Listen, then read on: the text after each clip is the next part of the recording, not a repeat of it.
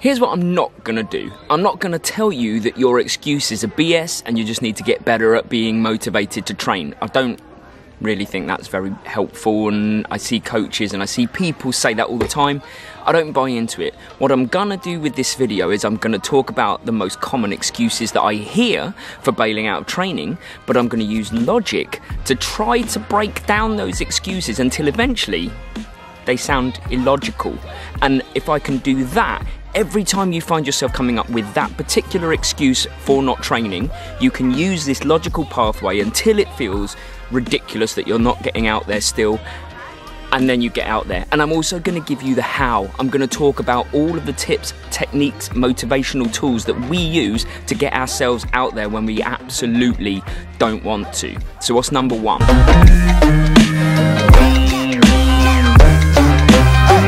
Let's assume for the majority of us that there are 24 hours in a day, unless you've managed to negotiate some way to create more, but I think it's pretty unlikely. So let's break it down. I would always suggest 8 hours of sleep minimum, because I just think that you need to prioritize sleep if you're training properly. So let's take out 8 hours. Now you got 16. And what about your working day? Let's assume an average working day. I know some people work a lot more, but let's take the average working day of 9 till 5, which is 8 hours. Now you've got 8 hours left of your day every day.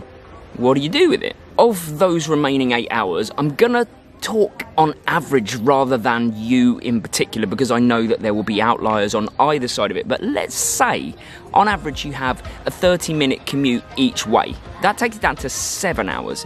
Let's say you spend half an hour on breakfast, 6.5 hours, and then maybe an hour for dinner you got to cook and eat, so that's 5.5 hours. Now you've got 5.5 hours left. And yes, I understand lots of people have children, there's lots of your time is taken up doing that, but my suggestion is that even if you find yourself on social media for 20 minutes of a day, that could be where you could be training. There is always time if you want it. And if you want to spend time on social media because it's your way of unwinding, then what about training in your lunch hour? Now, again, might not be possible, but I know a lot of people do it. And if you can't do that, what about using your commute to train if it's feasible? I used to use my commute to train sometimes. I had a 45-minute drive each way, but actually that was an hour-and-a-half cycle each way, and on some weeks, maybe once or twice a month, I had a big day of training, and I used it to good effect. But really the message is that there will be time if you want it. So the next question really and genuinely, with 5.5 hours to play with, maybe even, a couple of hours, 3 hours off for the children. If you have kids, you've still got a couple of hours there. How bad do you want it? And there's no right or wrong answer there, by the way. I'm not saying you have to do it, but how bad do you want to train? Let's talk about probably the second most common excuse I hear, and that is that you're too tired or you don't have enough energy. And I'm going to use this very genuine situation from today when we woke up and really didn't want to run. Term has taken its toll on us, but everyone's tired is for different reasons, and your brain doesn't want you to be uncomfortable. But I'll explain why I don't think the tiredness excuse stacks up. I have never had a session that I've regretted doing once I've started. I have, however, regretted almost every session I didn't start, because I never felt less tired by not doing them. Almost every session I did left me feeling so energized and validated. This particular session was a 7 AM hill rep set. So how do we get ourselves out there even at our most tired? I have probably 4 motivational tools I use often, varying from long-term strategies to short-term strategies. The first is a mental contract. Now, this is a newer addition for us, but before we start training for a particular race or start a particular training block, we sign a mental contract.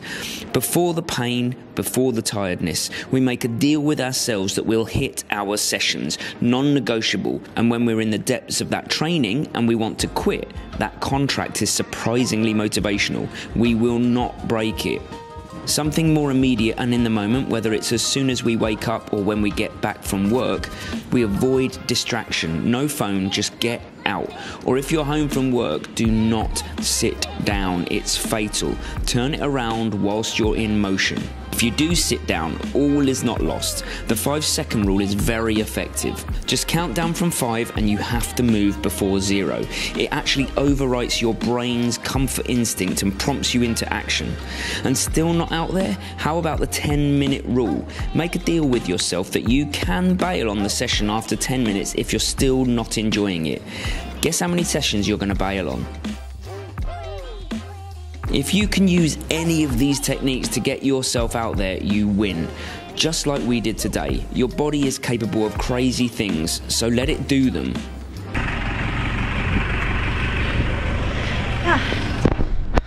How do you feel after that? Actually, amazing. Yeah, me too. Much better than I did before.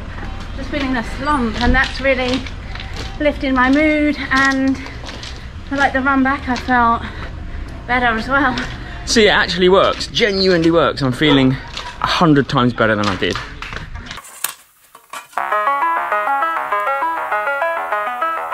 Now, injury's a funny one because I would never suggest that you train through injury. I am a big fan of getting up ahead of the injury, and if you even feel like a niggle coming on, that you get it sorted. So I'm not suggesting that injury is an excuse, but what I am saying is that if you identify as a runner, then you do everything a runner would do to get back running as quickly as possible, because what I do see is that a lot of people, when they hit their first injury in running, go, you know what, I gave it a good shot, I'm out, I got injured.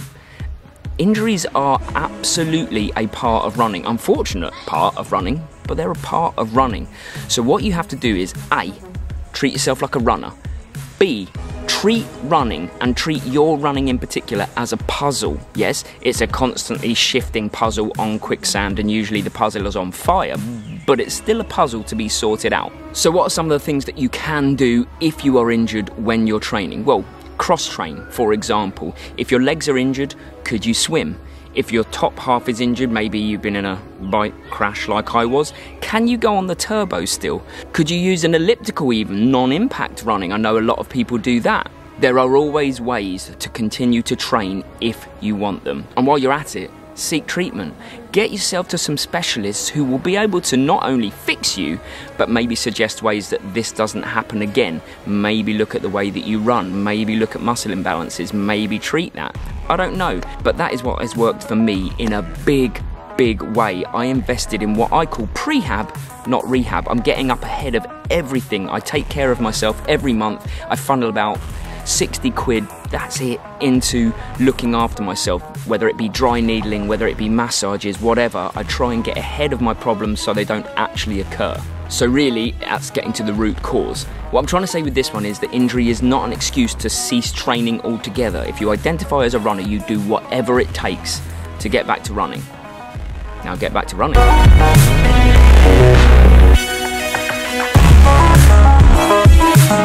Now this is an interesting one. I hear a lot of people say either it hurts or it's boring. Well, newsflash for you all, and this was a revelation for me. Running always hurts. I mean, it's not a comfortable thing, but if it was comfortable, everyone would do it. You have to accept, first of all, that for the majority of the time, it hurts. But it improves you, it pushes you on, it makes you feel better afterwards. And once you've made that leap in your head, you're much more ready to go out. The boring thing is a little easier to negotiate, I think. If running is boring, then change it up. There are so many different styles of sessions, there are so many different routes or courses that you could take, there's so many different people you could run with, a running club, a friend. If things get stale, just change it up. Mary was just telling me that her running has felt a little bit stale, a little bit boring recently because we're putting in lots of base miles. So we went out this morning and we did that hill rep set, and she came back buzzing because we just changed it up. Wasn't boring anymore. So variety is the spice of life, and even if you're just doing base training because you're doing ultra training, let's say for example, you could still do hill reps because hill reps are great for ultras. You could just change the terrain that you run on. Sometimes run on hills, sometimes run on flat, sometimes run on road, sometimes run on beach. Change it up, it stops it from being boring. And if it's still boring, get yourself to a running club, because running with other people is a highly motivational situation that you can put yourself in. Oh, and sign up for races, because races give you purpose, and it takes the boring sessions, if you find them boring, out of the equation, because you know you're doing it for a purpose.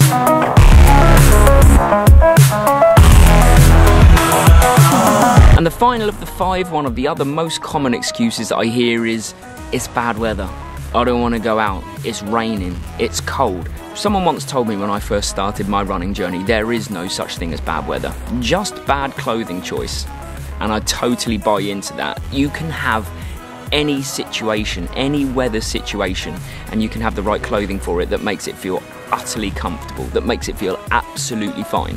Really snowy, really icy, then get yourself into some trail shoes and take it easy. Don't go on roads, get on trail. Really rainy, layers that you can take on and off, but waterproof or windproof. It's that easy. Change what you're wearing to accommodate the weather situation, and there is never bad weather. Again, that just then comes down to how bad do you want it, how bad do you want to get out. Some of the rainiest runs or the coldest runs we've done have been the most fun and the best ones, and the ones that have given us most value when we've got back.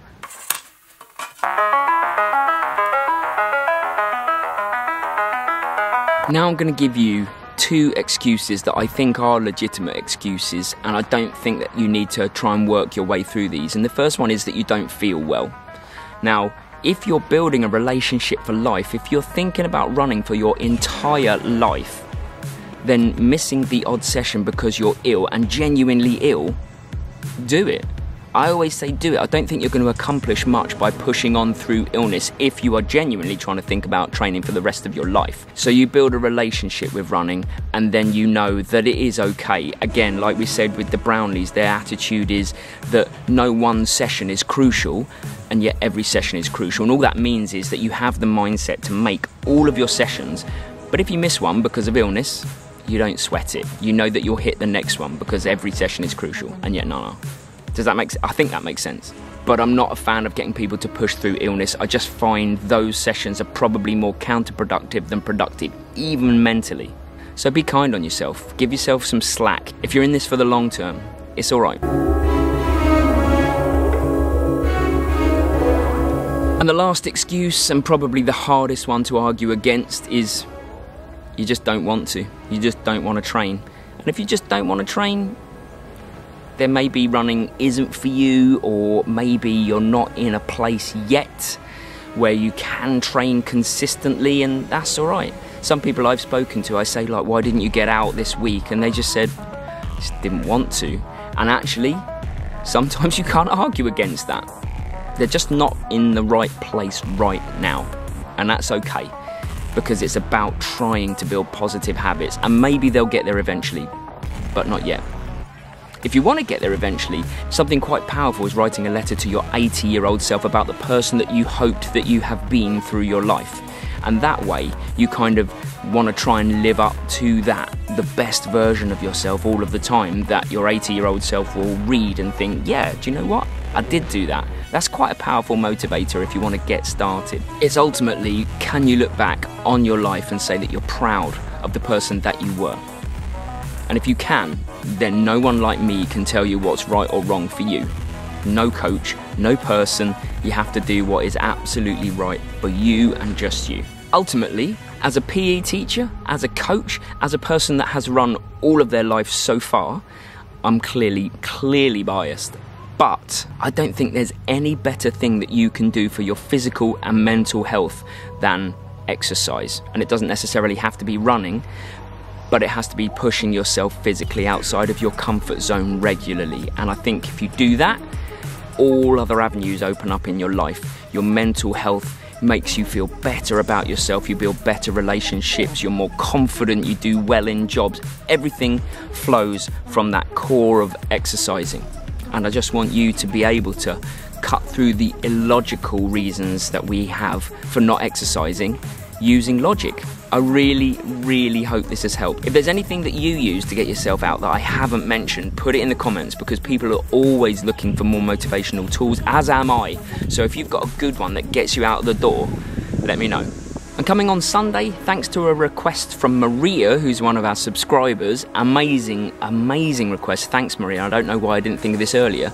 We're going to be making a video about Mary's journey in the last 3 to 4 years from non-runner to running ultras and winning age groups and picking up trophies. And it's a fantastic journey that I think has inspired a lot of people already, but we're going to go into more detail about how she achieved what she's achieved, her backstory to now. So I'm really looking forward to making that, and I hope you stick around for the journey, and I hope you stick around for that video because it'll be out Sunday.